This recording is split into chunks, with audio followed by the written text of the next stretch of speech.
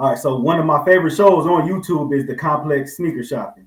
So Eminem did one of the sneaker shopping episodes at Burn Rubber, the original store, first Burn Rubber, right? The second one. It was the second Oh, one. the second one. Second one. Yeah. Okay. So yeah, how did that Complex Eminem? How did that all come together? And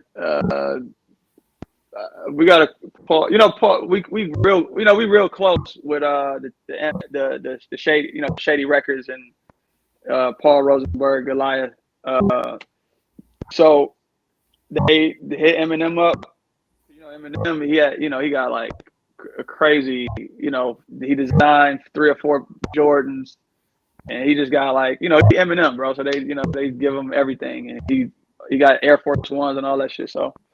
I think he was whatever album he was coming out with an album or about to drop something, and they hit him up. Complex hit him up to do a sneaker shopping, and which is another dope thing, man. That it's like people need to pay attention and like kind of go off of what these cats are doing, man. Just like with Big Sean, you know, a lot of these dudes would be like, you know, they doing a sneaker shopping. We want to fly you to New York to go to store flight club that got every shoe in the fucking world because it's a resale shop. And M was like, nah, bro, I'm doing this shit in Detroit. You know what I'm saying? Like, and of course it's like, okay, well, we got a relationship with Burn Rubber. So I'm shooting at Burn Rubber. I don't give a fuck if all they got is all white Air Force Ones in that bitch. Right. You know what I'm saying? And they hit us up and like, yeah, of course. And right. He came through like shit, like the president, bro. Shit was crazy. Like they came through at early in the day, like 4 o'clock, 3 o'clock. A big security nigga, you know, black suit, black Yukon, tinted out windows, and he came through. Just walked in the store, nigga. Walked in the back. I'm like, bro, what the fuck is you doing? He's like, I gotta check the exit points and the entrance points and this and that and this and whatever. I'm like, all right, you know what I'm saying? So then they came back at like, we closed at 7. So they came back at like 6 o'clock, start putting paper up in the windows. You know what I'm saying? And, yo, who work here? All right, boom. Y'all 5 work here. Who gonna be on the show? You gotta go. It's like, I'll let y'all. What I'm gonna tell them? No, nigga. Right. And then his people start coming through, and then they pulled up in 2 more trucks to the back door, and he came through, bro. And he was like, it's you know, it's like in your mind, a lot of these dudes. I really don't like meeting celebrities because you kind of be like, oh, you a hoe ass nigga, man. Like, you know what I'm saying? Like you don't even gotta be like that, you know. But some of these niggas, but I understand and I get it because a lot of these niggas talk crazy, so they gotta be paying attention to like niggas creeping off in the corner just to get a Instagram, you know, a video on Instagram. I knocked this nigga out, like, bro, you know what I'm saying? You hit me from the back and shit, like, so I get it. But like Eminem came through and he looked at everybody in their eyes, shook everybody's hand, dapped everybody up, like had a small conversation with everybody that was there, bro. You know what I'm saying? It wasn't no Hollywood shit. He was just, you know, and he was just super cool, super chill. And then it's dope because like when the cameras come on, he kind of, you know, do some silly shit. It's like, but that's just who he was, man. So, like I said, people like him, man, and he would have every reason in the world to be Hollywood. He's the biggest biggest rapper on the fucking planet, still. And he came through like, you know, of course he had big guards with him, but it's like in his mind they ain't even there. Like he just kind of, you know. Real good dude though, bro. Every interaction I've had with Eminem he's been like super down to earth, super solid, super. People say you can't say nothing bad about Eminem to me.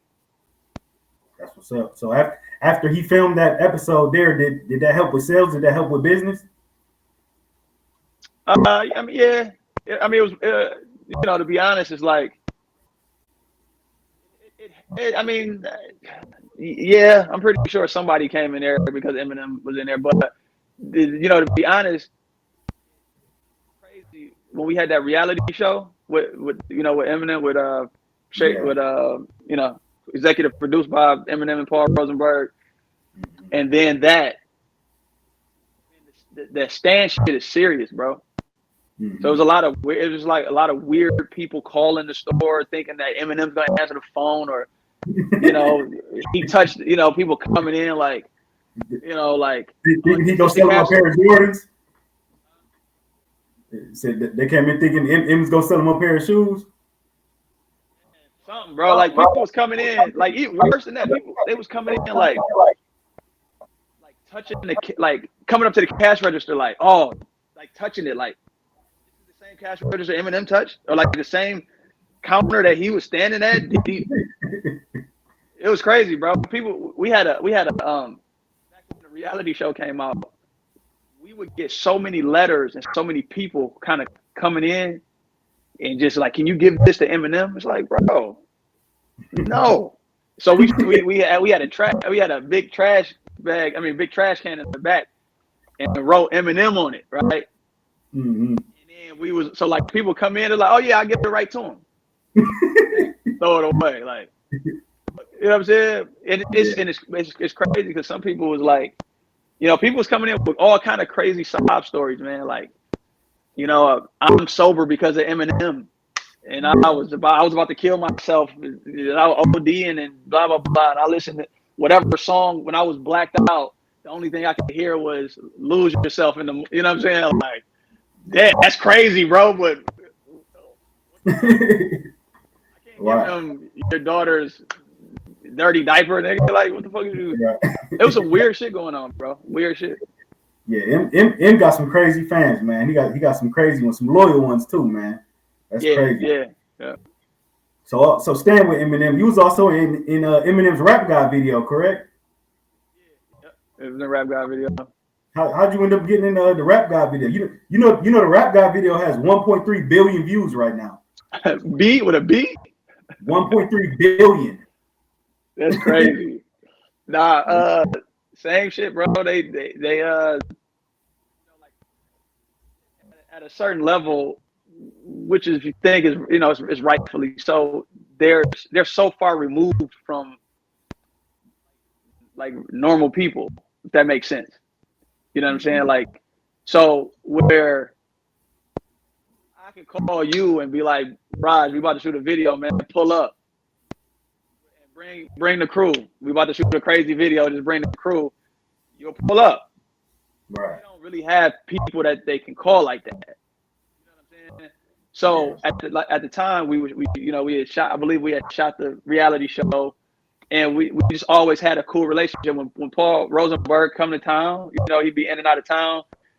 When he needs some shoes for his kids, or he'd pull up, or he'd hit us up, or we'll see him at we go out to eat and just be like, oh damn, Paul, I ain't seen you in a minute. He just and so they was coming back to shoot the Rap God video, and they wanted to do like a cipher on some back in the day shit, and they just hit us up because it's like they know they can trust us. They know we know protocol. They know we already ran down like this is how this is gonna go, and then they also, like, they got Royce, they got Denon, they got Bizarre, the Catch from D12, and then Slaughterhouse, which is really Royce because the rest of them not from here. They they just call they people, like, so Denon, it's gonna be Marv One, it's gonna be Young Rock, it's gonna be whoever. Royce is going to be his brother, Kid Vicious. It's going to be Todd Ferris. It's going to be Fat Father. It's going to be whatever. And they just called us up, and and all of us at some level know each other and have done songs with each other and kind of been around. So yeah, that was a crazy one too. Oh yeah, I think Ish was in that video too as well, wasn't he? He was. He might have been. Yeah. Yeah, because it was a couple. Yeah, I do remember him. Yeah. He was in the same scenes that I was in. They had I think they had another part in that video where they kind of they were casting people. So I think that was the part he was in. Yeah. Okay, my last Eminem question is Eminem top 10 all time? Say that again? Is Eminem top 10 all time? Yes, of course. Yeah, I would put him like. I would put him somewhere around, and I kind of hate even playing this game, you know, because some of it is nostalgia, some of it is you know, kind of just how I feel because of what I was going through at that time.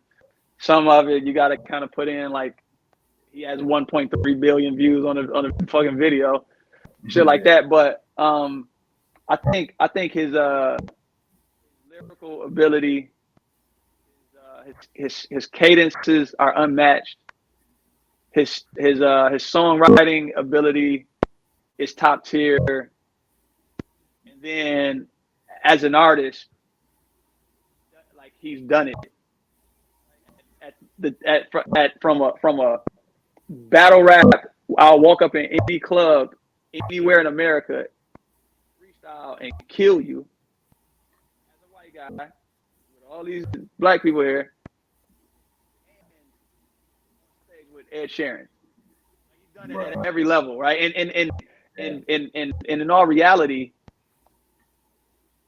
if I think his mind, and I don't know, I'm not talking like I know Eminem. You know, I know people that are real close to him, but from what I've heard and what I kind of you know, I've been told about him, if he just happens to be somewhere, you see him and you kind of challenge him to a battle, he might fuck around and battle you, bro. Now, you know what I'm saying? Like he's not as far removed as he should be from that. He'll fuck around and like he'll go. You know what I'm saying? Like I've heard that about him. Like, you know what I'm saying? So yeah, I definitely would put him up there. Okay, for sure. Yeah. Shout out M, man. Shout out to the GOAT M.